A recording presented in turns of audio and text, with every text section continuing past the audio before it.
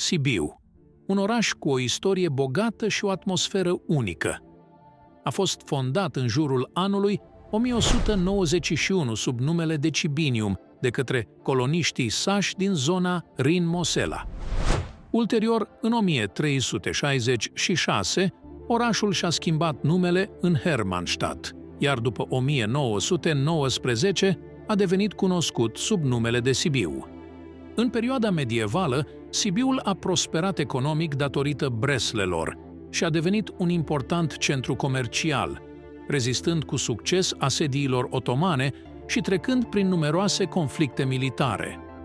Sub conducerea habsburgică, Sibiul a fost capitala regiunii Transilvania. Te invit să pășim împreună pe străduțele pietruite ale centrului istoric și să ne lăsăm cuprinși de spiritul medieval al Sibiului.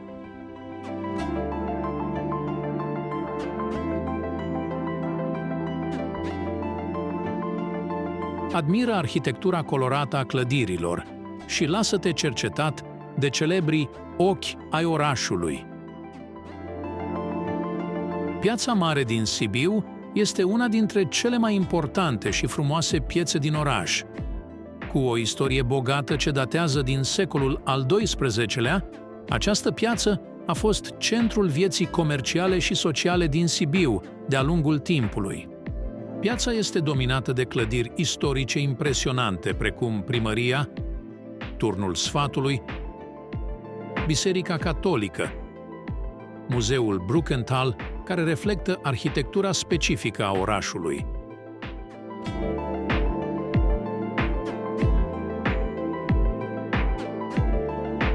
De-a lungul anilor, Piața Mare a fost martora unor evenimente culturale și sociale importante, fiind un loc emblematic pentru comunitatea locală și turiști. Această piață este un loc vibrant, plin de cafenele, restaurante și magazine, oferind o atmosferă autentică și pitorească. De asemenea, în Piața Mare au loc diverse evenimente culturale, târguri tradiționale și festivaluri care aduc viață și culoare în inima orașului Sibiu.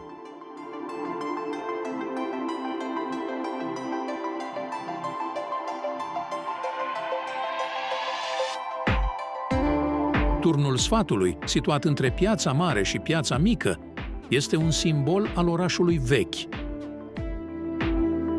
Numele său provine de la funcția sa de apărare asupra porții de intrare în cea de-a doua incintă a orașului.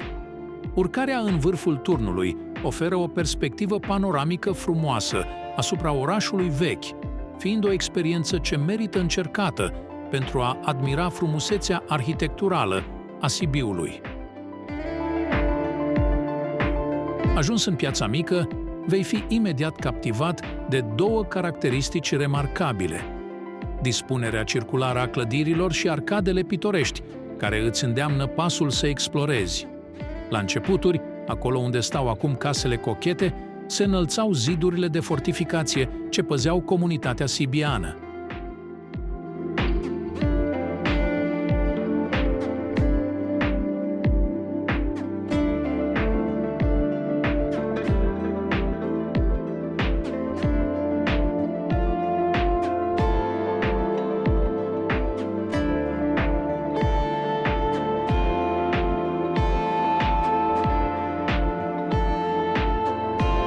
Odată cu extinderea orașului, zidurile au fost demolate, iar meșteșugarii sibieni și-au ridicat propriile lor căsuțe. Sub arcadele vesele se întindea o rețea de legături între case, unde negustorii își desfășurau atelierele și magazinele și unde clienții erau feriți de ploaie sau dogoarea soarelui de vară. În inima acestei piețe pline de istorie și farmec, vei găsi o paletă variată de atracții culturale: Muzeul de Etnografie Universală, Franz Binder, Casa Artelor, Casa Luxemburg, Muzeul de Istorie a Farmaciei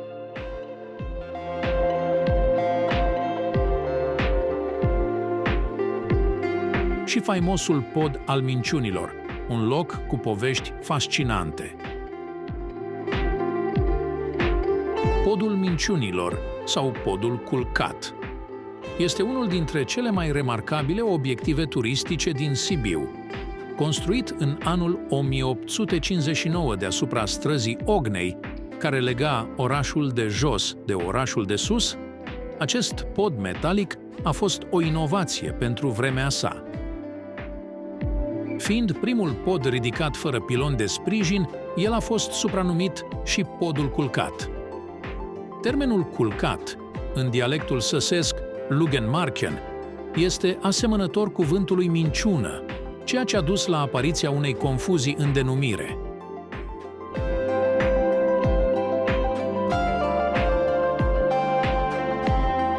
Podul Minciunilor este o pasărelă pietonală care conectează Piața Mică cu Piața Huet și este considerat cel mai vechi pod din fontă în funcțiune pe teritoriul actual al României.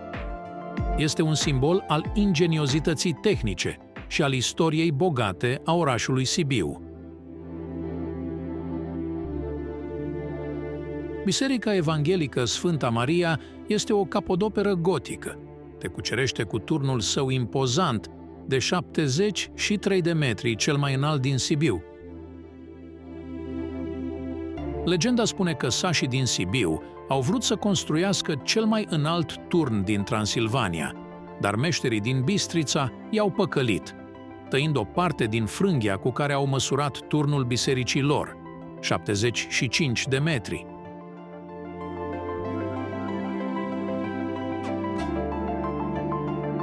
Interiorul te va impresiona prin bolțile înalte, coloanele masive și vitraliile colorate. Admiră inventarul bogat, cu piese de mare valoare, inclusiv o colecție unică de 67 de lespezi funerare, încastrate în zidurile ferulei.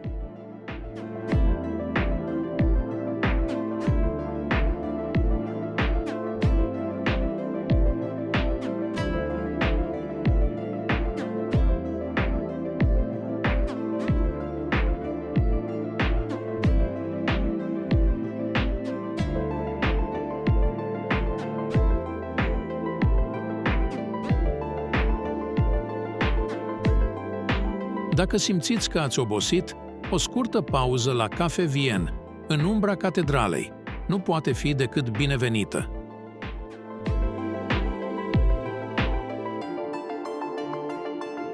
Pasajul scărilor, construit în secolul al XIV-lea, făcea legătura între orașul de sus și orașul de jos.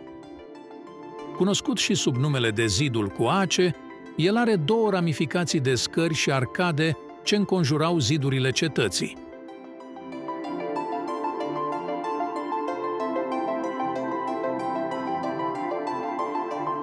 Turnul scărilor, construit în secolul al XIII-lea, făcea parte din prima centură de fortificații a orașului. Se află la intrarea în pasajul scărilor și are două treceri boltite, una spre pasaj și alta spre Biserica Azilului.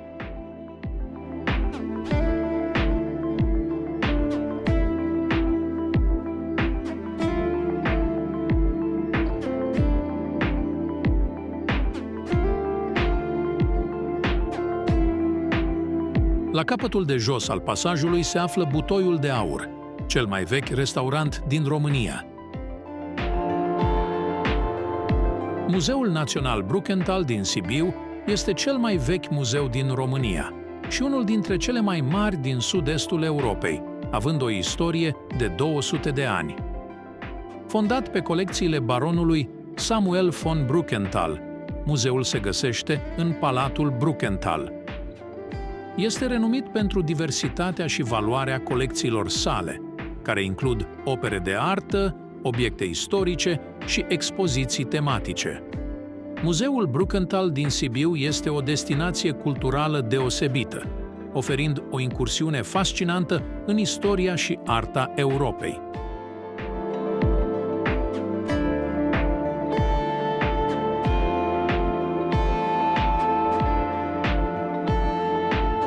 Catedrala Mitropolitană din Sibiu, cu hramul Sfânta Treime, este o bijuterie a arhitecturii neobizantine, construită între anii 1902-1906. Impunătoarea clădire se înalță pe locul unei biserici grecești mai vechi, servind ca sediu al Arhiepiscopiei Sibiului și al Mitropoliei Ardealului.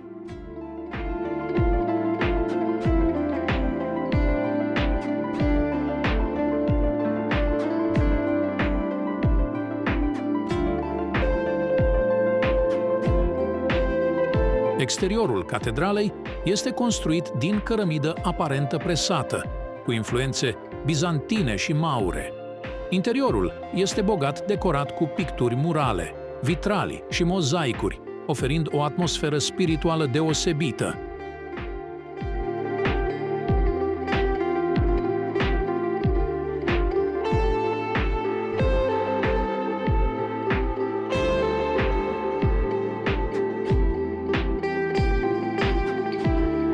Catedrala Mitropolitană este un simbol al ortodoxiei românești din Transilvania și un important punct de reper cultural al Sibiului.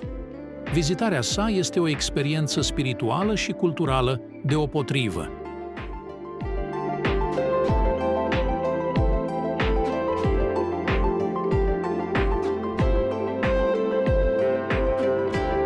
Muzeul Astra este cunoscut și ca Muzeul Civilizației Populare Tradiționale.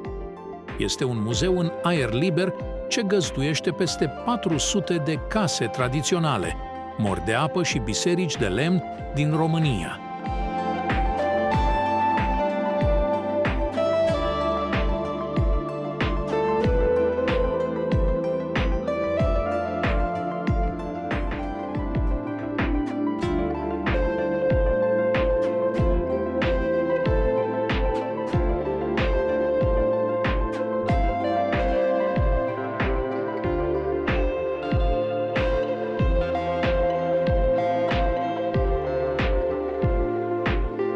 Vizitatorii pot descoperi modul de viață rurală din secolele trecute, admirând arhitectura populară, meșteșugurile tradiționale și costumele specifice fiecărei regiuni.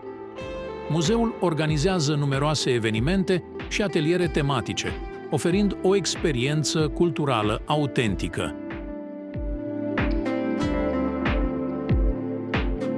Fie că sunteți pasionat de istorie, cultură, gastronomie sau natură, Sibiul are ceva de oferit pentru toți. Vă întrebați de ce să vizitați Sibiul? Pentru că este un oraș frumos și pitoresc, cu o atmosferă unică. Are o mulțime de atracții turistice pentru toate gusturile.